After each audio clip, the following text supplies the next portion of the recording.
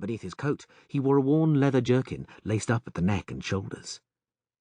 As he took off his coat, those around him noticed that he carried a sword. Not something unusual in itself. Nearly every man in Wrocin carried a weapon. But no one carried a sword strapped to his back as if it were a bow or a quiver. The stranger did not sit at the table with the few other guests. He remained standing at the counter, piercing the innkeeper with his gaze. He drew from the tankard. "I'm looking for a room for the night." "There's none," grunted the innkeeper, looking at the guest's boots, dusty and dirty. "Ask at the old narrow court." "I would rather stay here." "There is none." The innkeeper finally recognized the stranger's accent. He was Rivian. "I'll pay." The outsider spoke quietly as if unsure, and the whole nasty affair began. A pockmarked beanpole of a man, who from the moment the outsider had entered had not taken his gloomy eyes from him, got up and approached the counter.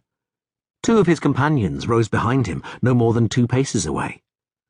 "There's no room to be had, you Rivian vagabond," rasped the pockmarked man, standing right next to the outsider. "We don't need people like you in Wrocin. This is a decent town."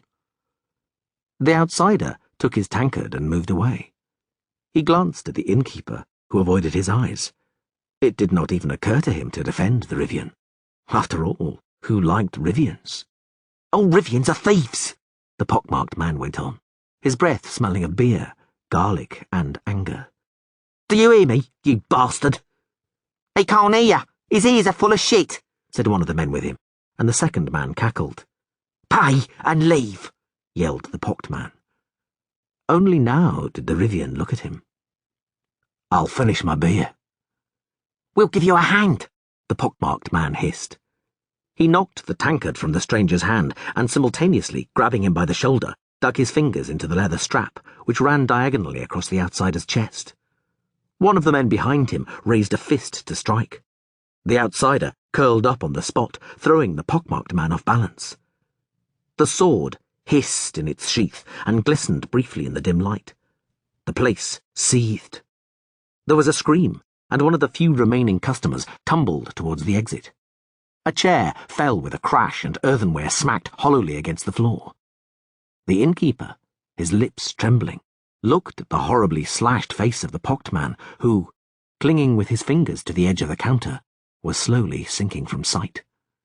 The other 2 were lying on the floor, one motionless, the other writhing and convulsing in a dark, spreading puddle. A woman's hysterical scream vibrated in the air, piercing the ears as the innkeeper shuddered, caught his breath, and vomited. The stranger retreated towards the wall, tense and alert. He held the sword in both hands, sweeping the blade through the air.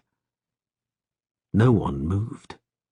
Terror, like cold mud, was clear on their faces, paralyzing limbs and blocking throats.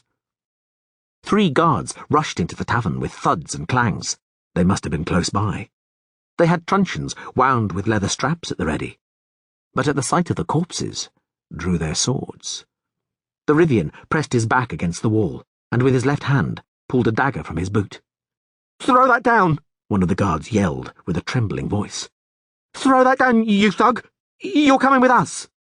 The second guard kicked aside the table between himself and the Rivian. "Go and get the men, Tresca," he shouted to the third guard, who had stayed closer to the door. "No need," said the stranger, lowering his sword. "I'll come by myself." "You go, you son of a bitch, on the end of a rope," yelled the trembling guard. "Throw that sword down, or I'll smash your head in." The Rivian straightened. He quickly pinned his blade under his left arm, and with his right hand, raised towards the guards, swiftly drew a complicated sign in the air. The clout nails, which studded his tunic from his wrists to elbows, flashed. The guards drew back, shielding their faces with their arms. One of the customers sprang up, while another darted to the door. The woman screamed again, wild and ear-splitting. "I'll come by myself," repeated the stranger, in his resounding metallic voice. "And the 3 of you will go in front of me. Take me to the Castellan. I don't know the way." "Yes, sir," mumbled the guard, dropping his head. He made towards the exit.